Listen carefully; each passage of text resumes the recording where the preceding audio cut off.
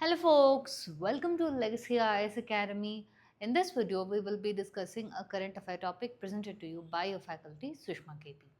So what is the topic that we will be looking into today? Power of Siberia 2 or POS2 pipeline. So now before we enter into this topic, I will tell this topic like a story to you. Okay, then we will go ahead about it.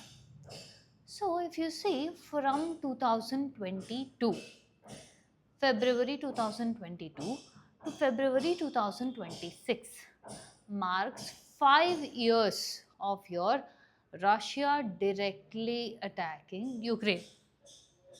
Understanding? So this is the 5th year.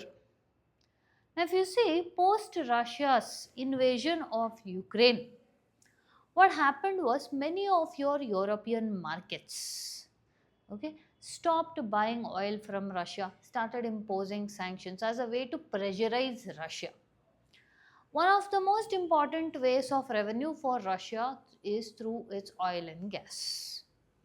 Now that got very badly affected. If you see the present day scale of Russia Ukraine war, see, there is no clear victors. The Russia Ukraine war has not ended, but yet it is reaching a slowdown. Slowdown, when we tell, it does not mean that there is a clear victor on either side, but there is reduced amount of momentum. If this is happening on one side, constantly your West is trying to put pressure on countries which are dealing with Russia. For example, one is your India. Many, okay, US, let's say from your US, Ukraine, also we have heard this. Many have tried to pressurize India to stop buying Russian oil. So many have even gone to tell that India is financing the war. All these ridiculous claims were also laid. Now, Russia, if it has to continue with its, not just the Ukraine war, but if it has to continue, or if it has to at least get a part of recovered loss what it has experienced from 2022, it needs a source of new alternative. New alternative for what? New place where it can sell, or a new market where it can sell its oil. Okay, this is one side from Russia story. I'll tell you another story now. What is that story means? Recently, we are not just seeing Russia-Ukraine war, we are also seeing your Iran war. Your USA and Israel carried out preemptive strikes on Iran. Now, when USA and Israel have carried out preemptive strikes on Israel, this has also meant that the close choke point of Strait of Hormuz is affected. Now, if you see, countries like your China, Japan, India are all energy hungry. Your commonality between these countries are they are also energy dependent, which means they import the energy. So if you see oil too, that is your China, goes in the form of liquefied natural gas, and it has to cross through two important choke points. One is Strait of Hormuz, which is between your Iran and Oman, and the next most important place or the most crucial place for China is Strait of Malacca. That is also a crucial chokehold. So oil, something that your China is very much dependent on, has to pass through two vulnerable choke points: Strait of Hormuz, Strait of Malacca. And another thing is oil which is going in the form of LNG, liquefied natural gas, to China.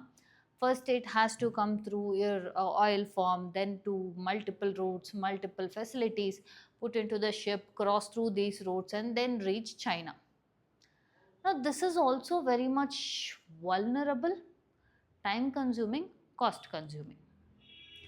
Now we will go back to Russia. Russia is looking for someone to sell its oil because it lost the European market. Now, for example, if you see Nord Stream 1, Nord Stream 2, one of the biggest oil, okay, transportation that it does from Russia to Europe. Now it has had a significant loss from 2022 onwards. Your China, especially with your USA and Iran preemptive strike not ending on Iran, sorry, your USA and Israel's preemptive strike on Iran, which is not ending, this has created significant amount of choke point on Strait of Hormuz and Strait of Malacca. So there is a seller, there is a buyer. There is also one commonality between both these countries, anti-West. When we say anti-West, Russia and China both feel like the current economic order is fractured, meaning it is pro-West policies. Something it is suiting their purposes or the Western allies, not the Eastern allies. So this also brings them closer. So now how is the scenario? Russia, seller, China, buyer, both are having vulnerable situations and at the same point of time ideologically a little bit closer with the concept of anti-West policy. So your Russia and China have proposed for your POS2 pipeline or power of Siberia 2 pipeline. When I say POS2 pipeline, does it mean that there exists something called POS1 pipeline? Yes, there does exist something called POS1 pipeline, where agreement for Russia and China was signed in 2014. Construction was done by 2019. By 2024, it is full-fledgedly running. Okay. Now with POS2, let's see what alternatives Russia and Siberia are having. I mean, Russia and China are having. Russia is having now, see, an entire European market cannot be replaced with Chinese market. Understanding? But there can be something like a compensation amount of price. When I say compensation, let's say you are participating. Okay. You are not winning a replacement here, but at least a part or portion of the compensation you are getting. First thing. Second thing, if with the POS2 building, infrastructure is going to be, the benefit for Russia is going to be threefold. A, they will make money from your gas. Yes. Second thing is construction of pipeline. Third thing is your iron industries, I mean your steel industry will also have a boom with respect to, or sale will be there with respect to that also for Russia. For China, there is one more aspect. See, unlike Russia, China is not at a hurry to have immediately this oil delivered. So, which means in this, China has the upper hand leverage. What exactly upper hand leverage? China wants heavily discounted price. Okay. Because compared to your domestic market, and also they are also moving towards your renewable sources.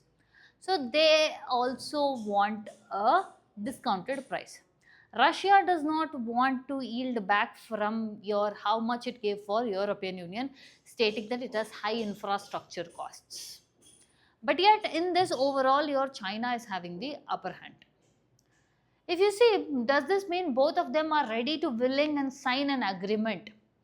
No, both of them are not ready to willingly sign an agreement because both of them are very cautious. Because for Russia, the cautious factor here means that your China will be the only Eastern supplier, that is Eastern procurer. So pivot to Asia will be there, but one major chunk is going to only one supplier, that is one purchaser. For China, that would mean major stake of their oil is coming from one supplier only. So, both sides are cautious. Both sides, your press secretaries from both sides, has spokesperson have held that yes, we are thinking about this. We are sure about that a POS2 project should happen, that infrastructure will be there, but still certain other things, commercial elements have to be negotiated. In your diplomatic terms, commercial terms need to be negotiated, means basically it is the pricing that they are speaking about. China wants discounted price, Russia doesn't want anything less than what it gave for your European Union.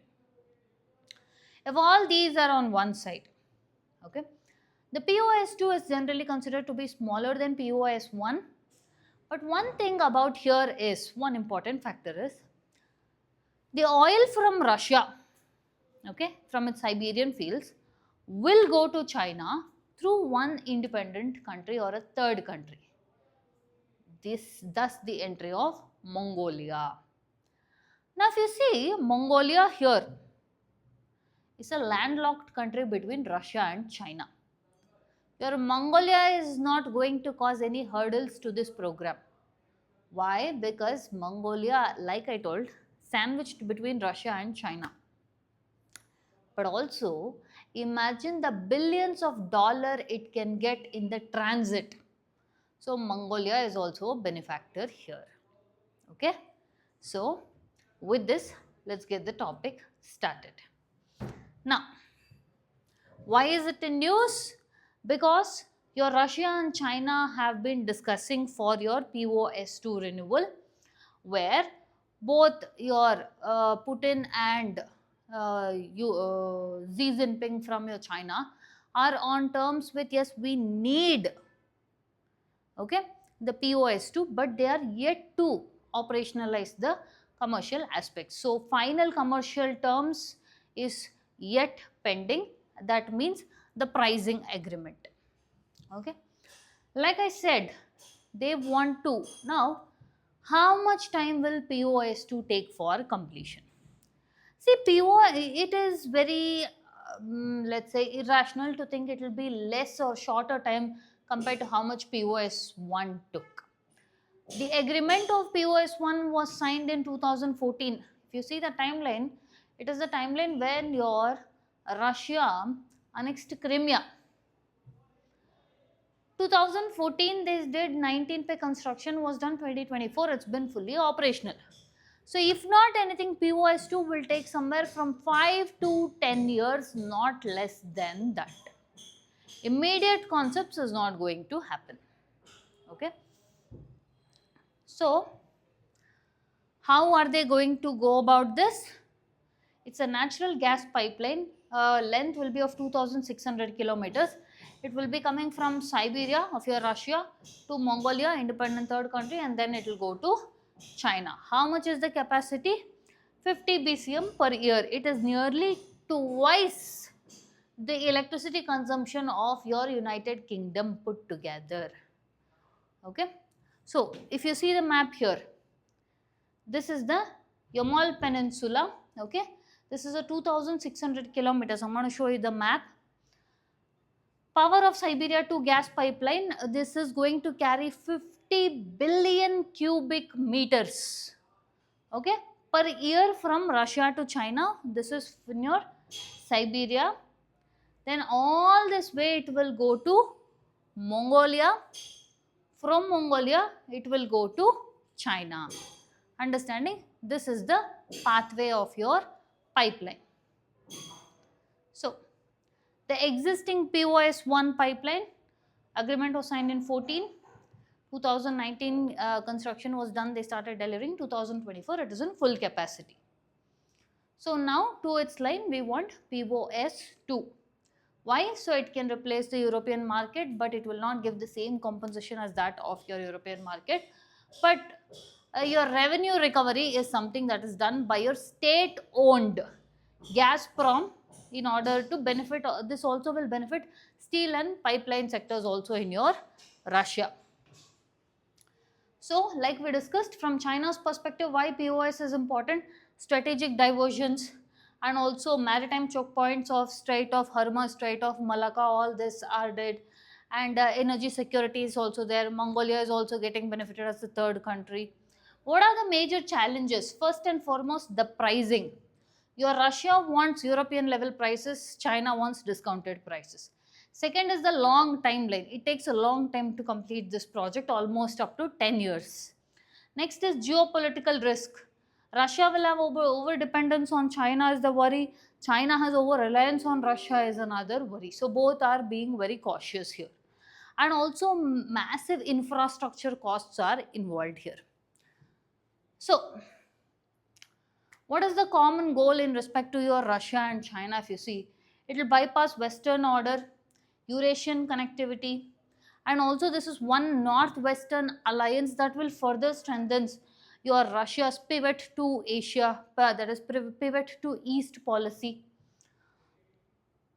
So What will this mean if this becomes operational? The more oil that your China procures from Russia, the less it will take from your LNG. This would mean the LNG prices will start becoming softer. So there will also be a reduction in the volatility to one extent if we are going to speak about it.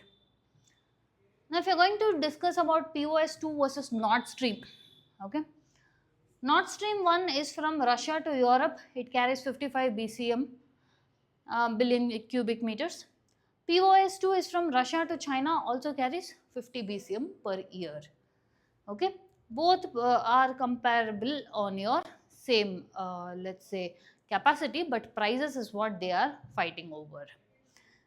Now, if you see, POS2 is more than just an energy project because it deals with Russia's eastward pivot, China's energy security, and geopolitical realignment. Okay, so these are some of the things that we can observe in the meeting of Russia China summit. Okay, with this, we've come to the end of the topic. If you like our topic, subscribe to our channel, hit the like button, share it along with your friends. Thank you.